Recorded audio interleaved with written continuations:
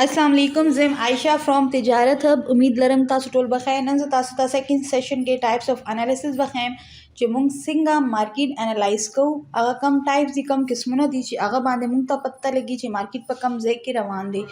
नु दे के मुंग सरा फर्स्ट कम टाइप दे अगर दे सेंटिमेंट एनालिसिस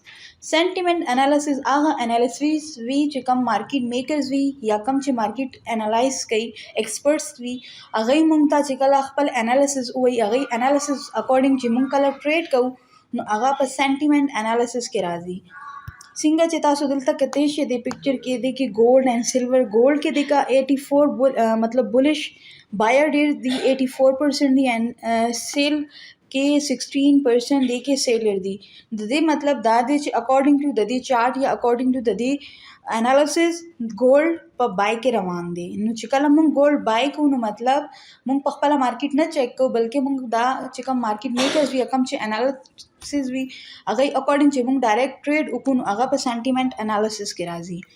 देना पस मुंग सरा सेकंड टाइप दे फंडामेंटल एनालिसिस आगा एक्सपर्ट कसान चिकम च न्यूज़ बांधे ट्रेड कई या एक्सपर्ट ट्रेडर्स भी अगई न्यूज़ अकॉर्डिंग च ट्रेड की अगा पर फंडामेंटल एनालिसिस के राजी फंडामेंटल एनालिसिस के मुंग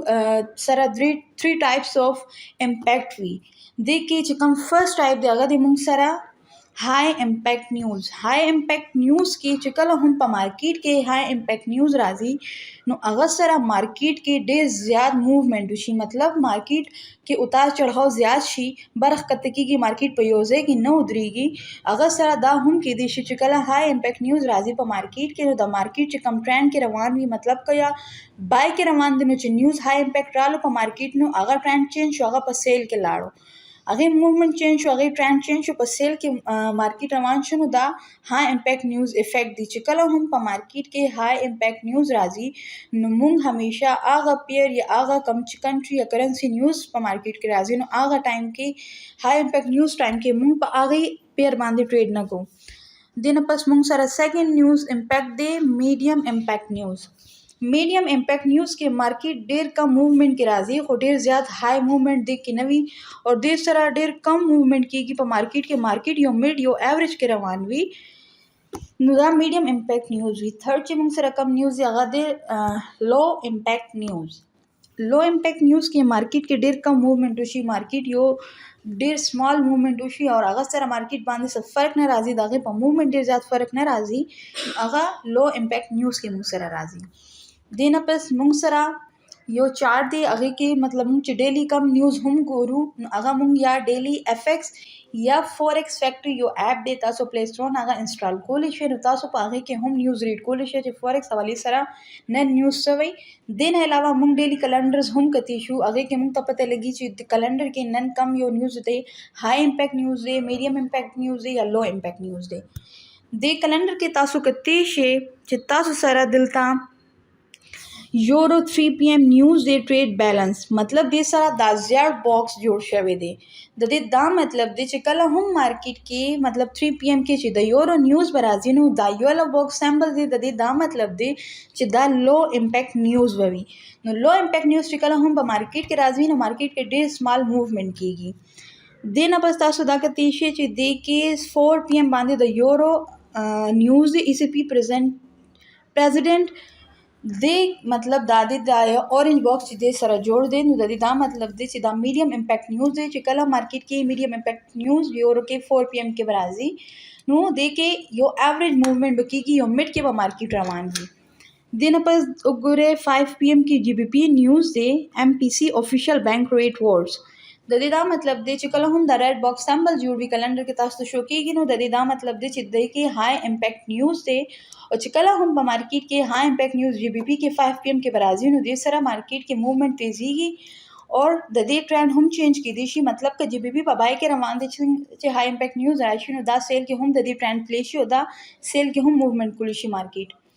दा मुंग सरा second types of analysis complete की दिलता देखिए मुंग 3 टाइप्स ऑफ इम्पैक्ट चेक को ची मार्केट के हाई इम्पैक्ट न्यूज़ दे मीडियम इम्पैक्ट न्यूज़ दे या लो इम्पैक्ट न्यूज़ दे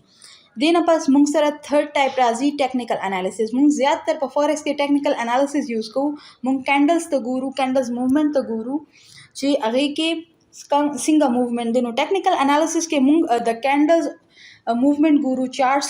ته ګورو چې چارټس کې چې دا کم کینډل شو کېږي موږ ته، نو دا څنګه حوالې سره دي، د دې ټرینډ کوم ځای کې روان دی، دا بای کې دی یا سیل کې دی. نو ټیکنیکل انالیسس کې موږ سره